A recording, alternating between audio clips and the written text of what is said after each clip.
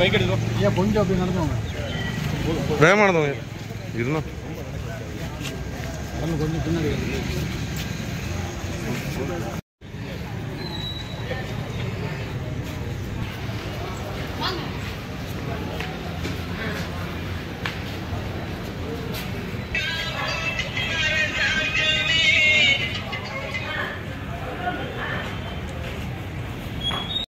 நாம் தமிழர் கட்சியினுடைய ஒருங்கிணைப்பாளர் திரைப்பட நடிகர் சீமான் என்பவர் சென்ற மாதத்தில் அவருடைய கட்சியைச் சேர்ந்த சாட்டை முருகன் என்பவர் சமீபத்தில் நடந்த விக்கிரவாண்டி தேர்தலின் பிரச்சாரத்தின் போது முத்தமிழறிஞர் கலைஞர் முன்னாள் முதல்வர் அவர்களை குறித்து அவதூறாக பேசினார். அதற்காக தமிழக அரசு நடவடிக்கை எடுத்து சாட்டை துரைமுருகனை கைது செய்தது.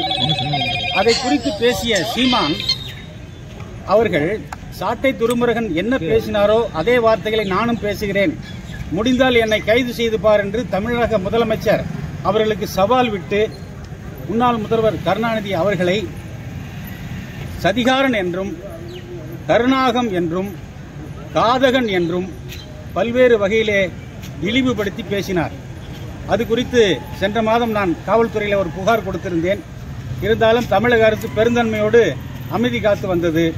ஆனால் நேற்று 4/8/2024 நேற்று ஒரு புதிய காணொலியை வலைத்தளங்களில் வெளியிட்ட சீமான்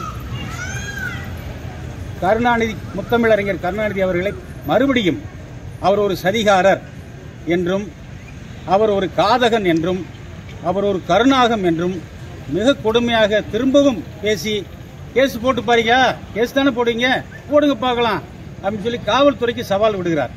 இவர் முதலமைச்சருக்கும் சவால் விடுகிறார், காவல்துறைக்கும் சவால் விடுகிறார். இவர் திருந்துவதாக தெரியவில்லை. எனவே கண்டிப்பாக இந்த முறை முன்னாள் முதலமைச்சர் டாக்டர் கலைஞர் அவர்களை மிக கேவலமாக இழிவுபடுத்தி சண்டாளன் என்ற அவரை ஜாதியை இழிவுபடுத்தும் வார்த்தையை பயன்படுத்தியும் சதிகாரன் என்றும் கருணாகம் என்றும் காதகன் என்றும் வார்த்தையை பயன்படுத்தியிருக்கிற சீமான் மீது கண்டிப்பாக இந்த முறை வழக்கு பதிவு செய்ய வேண்டும் என்று கரூர் மாவட்ட ஆட்சித்தலைவரிடமும் கரூர் மாவட்ட காவல் கண்காணிப்பாளரிடம் கரூர் வழக்கறிஞர் தமிழ் ராஜேந்திரன் ஆகிய நான் இன்று 5/8/2024 புகார் கொடுக்கிறேன். நடவடிக்கை எடுக்கப்படும் என்று நம்புகிறேன். இந்த மனுவின் மீது காவல்துறை வழக்கு பதிவு செய்யாவிட்டால் வழக்கு பதிவு செய்ய உத்தரவிடக் கோரி நீதிமன்றத்தில் வழக்கு தொடர நான் தயாராக உள்ளேன்.